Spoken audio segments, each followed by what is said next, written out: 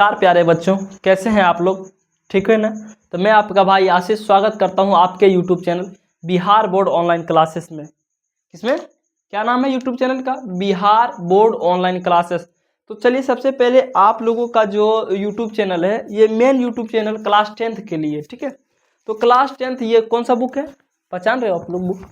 ये बुक है हिंदी का, हिंदी भाग 2, गोधूली भाग 2, कक्षा 10th यानी 10th का बुक है।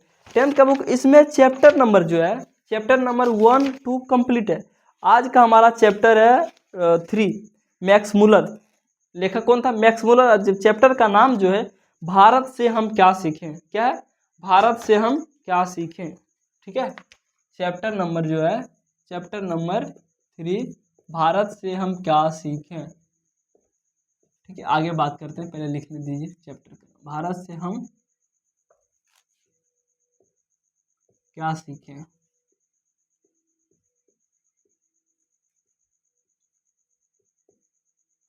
भारत से हम क्या सीखें, जिनका लेखक जो है मैक्स मूलर साहब है। कौन है? मैक्स मूलर से। पूछ लिया जाए पहला क्वेश्चन, आते ही समय पहला क्वेश्चन देखो, पूछ लिया जाए भारत से हम क्या सीखें, क्या है? तो यह भाषण है। क्या है प्यारे बच्चों? भाषण। भाषण है, ठीक है? नंबर 1 पॉइंट पूछ लिया जाए कि भारत से हम क्या सीखें, यह एक प्रकार का क्या है? निबंध है। तो क्या है? निबंध है? नहीं, निबंध नहीं, यह एक प्रकार का भाषण है। कविता है? नहीं। ललित निबंध है? नहीं। तो यह एक प्रकार का भाषण है। जो मैक्स मूलर साहब, तो मैक्स मूलर साहब नाम ही उसका है मैक्स मूलर। क्या नाम है? एक मिनट, उसका नाम ही क्या है? Max Muller. Max Muller, Max Muller, ठीक है? मैक्स मूलर ये कहाँ के रहने वाला था? मैक्स मूलर विदेश के रहने वाला था, और ये भारत जो था भ्रमण करने यानी घूमने के लिए आया था। तो मैक्स मूलर कहाँ के? सोचिए, आप लोग सोच सकते हैं? नहीं। तो मैक्स मूलर जो था जर्मनी के रहने वाला था। इनका जन्म जो जर्मनी में डेशाउ नामक नगर में हुआ था, जगह पे हुआ था, ठीक है? तो चलिए, आप लोग के पास भी बुक है तो बुक खोल लीजिए। है क्या? बुक है? चलिए, नहीं है तो कोई बात नहीं, मेरा पास तो है। हाँ, तो दिखा देते हैं आप लोग एक बार। मैक्स मूलर का पार्ट 1 में इसका पूरा जीवनी, जहाँ जहाँ से मोस्ट इम्पोर्टेंट क्वेश्चन बन सकता है वहाँ से हमने बना दिया, यानी यहाँ से कंप्लीट हो गया। भारत से हम क्या सीखें, यहाँ से यहाँ पे ये पेज नंबर जो है 15, पार्ट 1 और पार्ट 2 में कंप्लीट हो गया। पार्ट 1 में यहाँ तक, ठीक है? यहाँ तक यानी 1.5 पेज। पार्ट 1 में 1.5 पेज, 2 में हमने भारत से क्या सीखे करा दिए कंप्लीट। तो आज का सेशन जो है पार्ट 3 है। क्या है? पार्ट 3। पार्ट 1 और 2 कंप्लीट।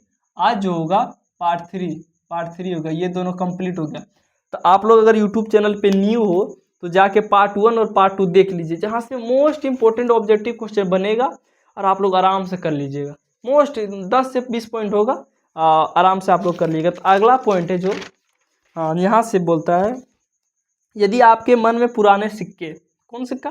पुराना पैसा उसा के बारे में। यदि आपके मन में पुराने सिक्के के लिए लगाव है तो भारत भूमि यानी भारत में आना पड़ेगा। भारत में ईरानी, कौन था? ईरानी, केरियान, थ्रेसियान, पर्थियान, यूनानी, मैकेडोनियन, सको, रोमन और मुस्लिम शासकों सिक्के प्रचुर परिणाम में उपलब्ध होंगे। यानी ये लोग हम लोग पे जो था भारत में का के ले शासन जो के लिए था, तो यानी यहाँ सिक्का बनाया था ना, तो वही बोल रहा है सिक्का उपलब्ध होंगे। सिक्के प्रचुर परिमाण में यानी बहुत ही अधिक मात्रा में सिक्का भारत में मिल जाएगा। ये किसका कहना था? ये किसका कहना था? मैक्स मूलर साहब का। अगर पुराना सिक्का आपको देखना है तो भारत जाओ घूमने के लिए। जब वॉरेन हेस्टिंग्स इंग्लैंड का जो था शासन किया था भारत में, जब वॉरेन हेस्टिंग्स भारत के गवर्नर जनरल था। कौन था? Governor general. देखो वो क्वेश्चन पूछ ले जाए, कौन था गवर्नर जनरल, ठीक है? Warren Hastings.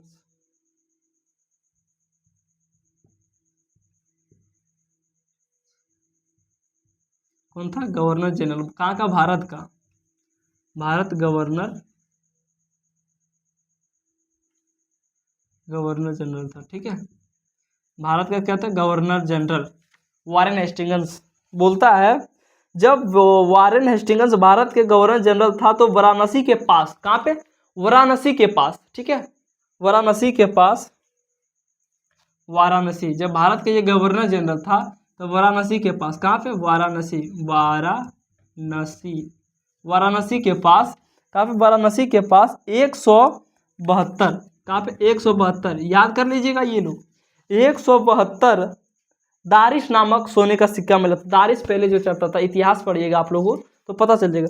दारिश नामक सोने का सिक्का से भरा एक घड़ा मिला था। 172 दारिश नामक सोने के सिक्का से मिला घड़ा, क्या था, घड़ा, घड़ा मिला था, क्या मिला था, घड़ा मिला था, ठीक है। 172 कहाँ, वाराणसी में। और ये कौन था खोजने वाला, वॉरेन हेस्टिंग्स, कौन था, वॉरेन हेस्टिंग्स।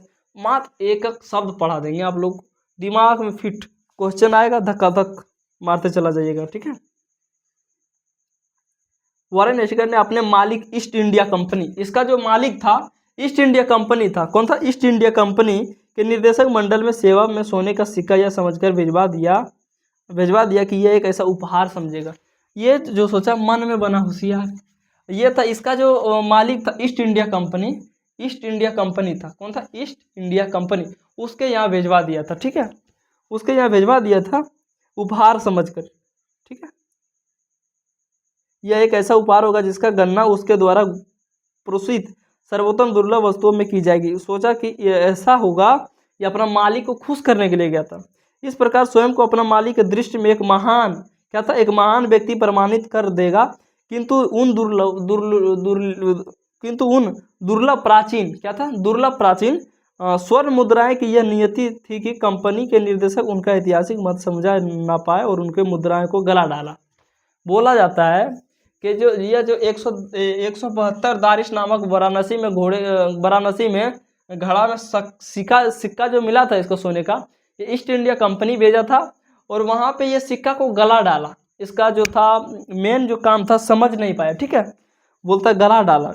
उसके बाद देखिए, अब ये आप लोगों पर निर्भर करता है कि आप ऐसा दुर्भाग्यपूर्ण घटनाएं भविष्य में कभी ना होने दें।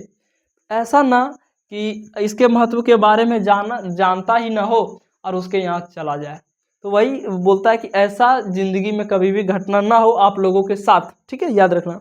देवता विज्ञान पर भारत के प्राचीन वैदिक देवता विज्ञान के कारण जो नया प्रकाश पड़ा है, उसके फलस्वरूप संपूर्ण देवता विज्ञान को नया स्वरूप प्राप्त हो गया है। कुछ नहीं है लाइन में, ठीक है, अगला लाइन है, किंतु बावजूद इसके कि सच्चे देवता विज्ञान की एक आधार शिला रखी जा चुकी है। इस विज्ञान के व्यापक रूपरेखाएं अभी निर्मित होनी है और यह कार्य जितना सही ढंग से भारत में हो सकता है अन्यत्र कहीं नहीं। नीति कथाओं के अध्ययन क्षेत्र में भी, ठीक है, इसमें कुछ नहीं है, पढ़ते चले जाते। नीति कथाओं के अध्ययन क्षेत्र में भी भारत के कारण नवजीवन का संचार हो चुका है, क्योंकि भारत के कारण ही समय समय पर नानाविध साधनों और मार्गों के द्वारा अनेक नीति कथाएं पूर्व से पश्चिम की ओर आती रहती है।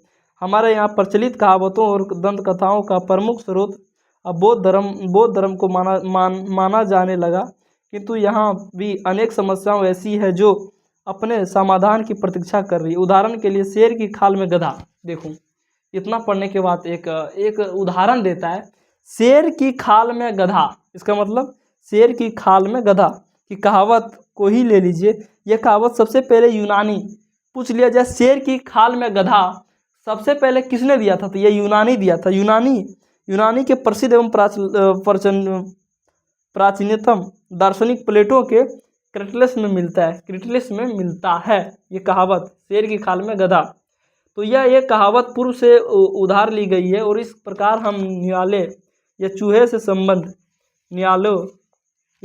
संबंध उस नीति कथा, क्या है, उस नीति कथा को भी ले सकते हैं जिसे एफ्रोडाइट ने एक सुंदरी के रूप में परिवर्तित कर दिया था, किंतु जो एक चूहे को देखते ही तत्काल उसके ओर दृष्टि आकृष्ट हो गई थी। यह भी संस्कृत की ही एक कथा से सर्वस्व में मिलती जुलती एक कहानी है, किंतु प्रश्न यह उपस्थित होता है कि कहानी यूनानी में कैसे पहुंचा और वहाँ ईसा पूर्व 4वीं सदी में ही कुछ भी नहीं है किताब में। एकदम आराम से आप लोग पढ़ते जाइएगा ना तो समझ में आ जाएगा, इसमें समझाने लायक कोई शब्द ही ना है, आप लोग पढ़ लीजिएगा, ठीक है। कहाँ कुछ दिख रहा है ही ना।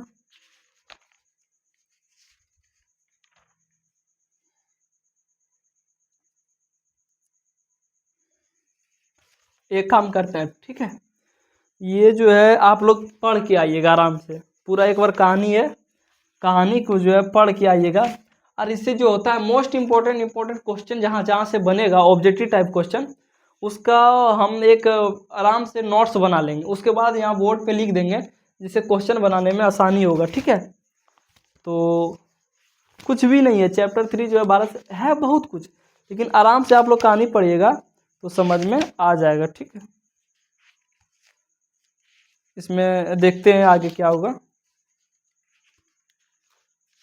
कहानी टाइप का है, आराम से पढ़ते जाइएगा, समझ में आ जाएगा। हम चलिए तो टाइम वेस्ट न करते हुए अगला चैप्टर जो है उसका स्टार्ट करेंगे। इसका जो मोस्ट इम्पोर्टेंट बन सकता है इससे क्वेश्चन, उसको एक नोट्स के रूप में तैयार कर लेंगे। उसके बाद आप लोगों के सामने पढ़ के उसके बाद बता देंगे कि यह क्वेश्चन यहाँ से बनेगा एकदम शॉर्ट फॉर्म में। ठीक है, टेंशन नहीं लेना है। और आप लोग पढ़िएगा तो एक बार घर में पढ़ लीजिएगा पूरा बढ़िया से कहानी को, इसमें ज़्यादा कुछ तो है नहीं।